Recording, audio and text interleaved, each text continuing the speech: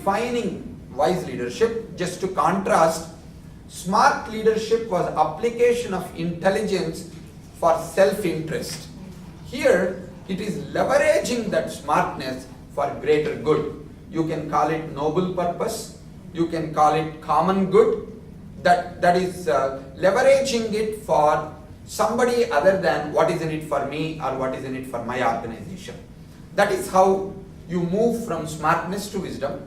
And how do you do that? It is achieved by balancing action outward with reflection and introspection.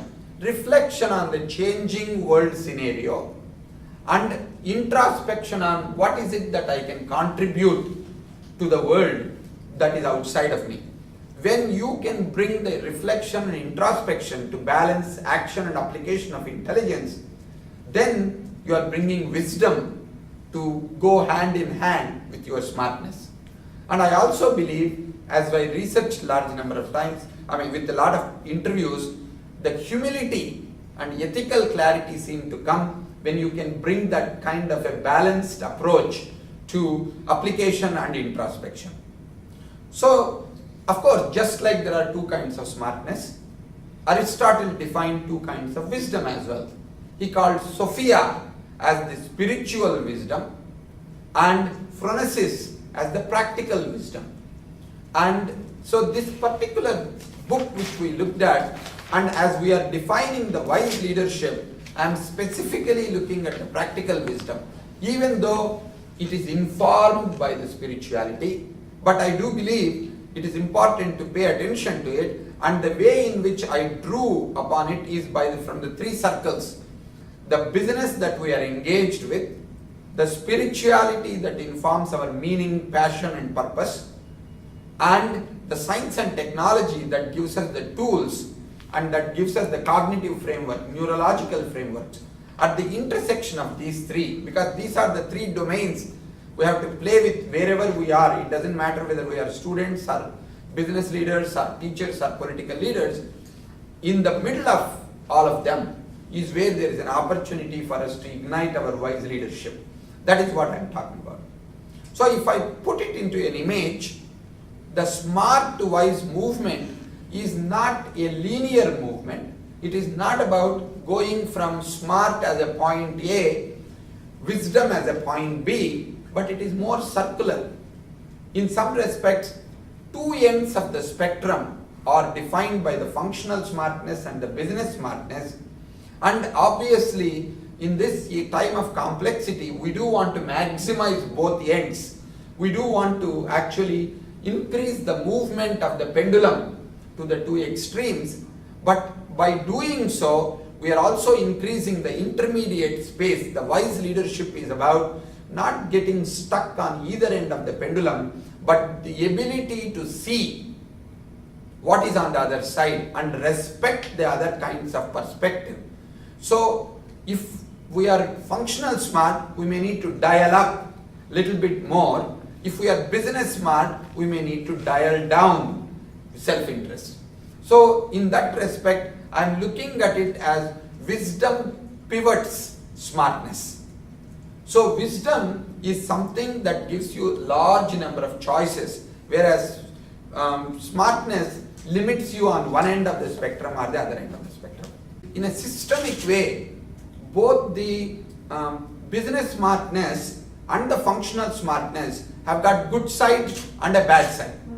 The good side of it is, without the business smartness, you don't have entrepreneurship, you don't have growth, you don't have people expanding, scanning and moving forward. Many CEOs, many people who grow the top line are all business smart people. On the other hand, they will not be successful. Like Steve Jobs would not have been successful in Apple if Tim Cook were not to partner with him. Many good organizations bring the balance between the two extremes. Like for example, same Apple company had John Scully and Steve Jobs at the helm once, or Del Yocum and John Scully used to be there.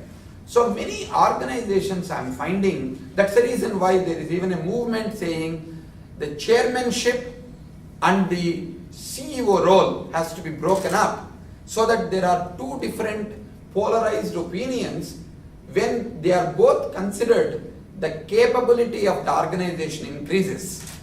You know, I'm a physicist, as you probably many of you know. I was a professor of physics before I went into these areas.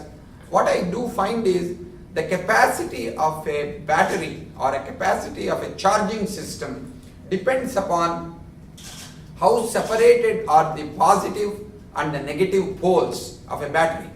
So if they are separated, then if you try to put connection between the two, then they suddenly become much, what you call, you have a large amount of things. Like for example, if you take a thunder and lightning, the lightning that comes from the sky to the ground, when those two are connected, you have like 50,000 volts of lightning that comes through. Whereas if you take a small AA cell, you have a 1.5 volts, even if you touch it doesn't work.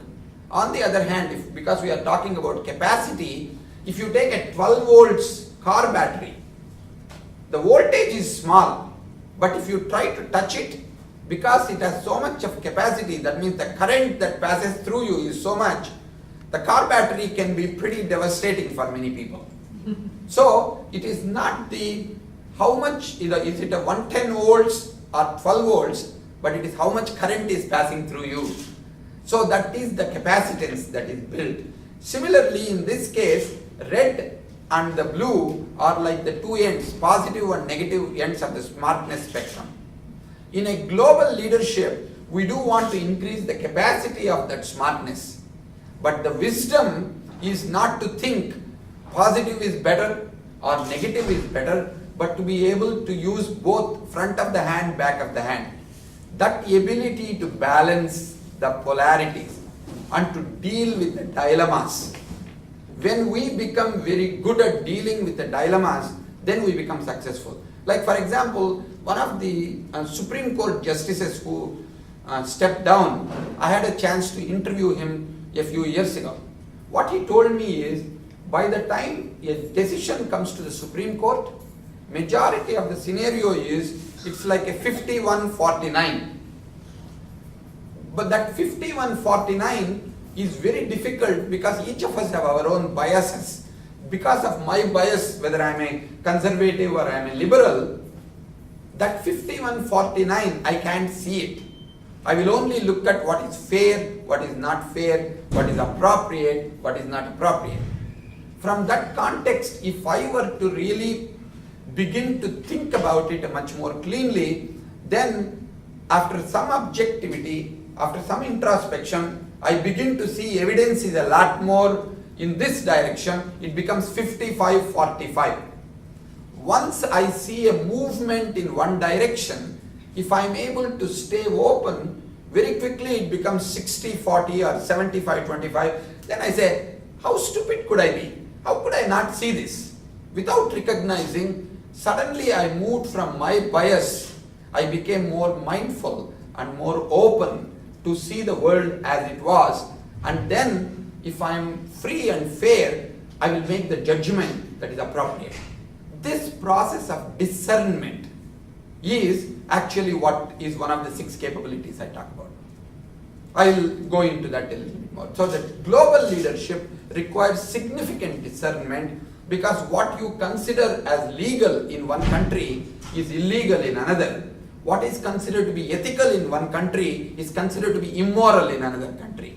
What is considered to be appropriate in one religion is considered to be totally inappropriate in another religion.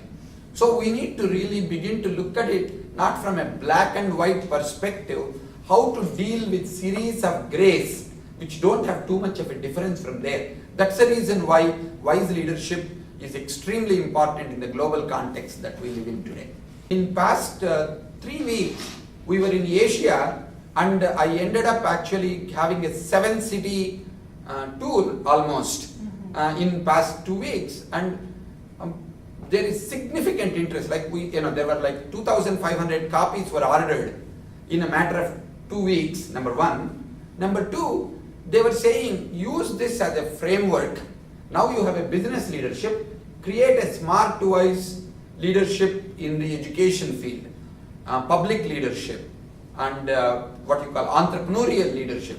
So if you go to From Smart to Wise, there are large number of reviews and articles that have come out. I wrote a piece on Margaret Thatcher. I wrote a piece on Obama, bringing these capabilities to talk about. And we will do more of it. As a matter of fact, when we create Wise Leadership Circles, we do want to take it much beyond. But because this is a business book, we just took some business examples.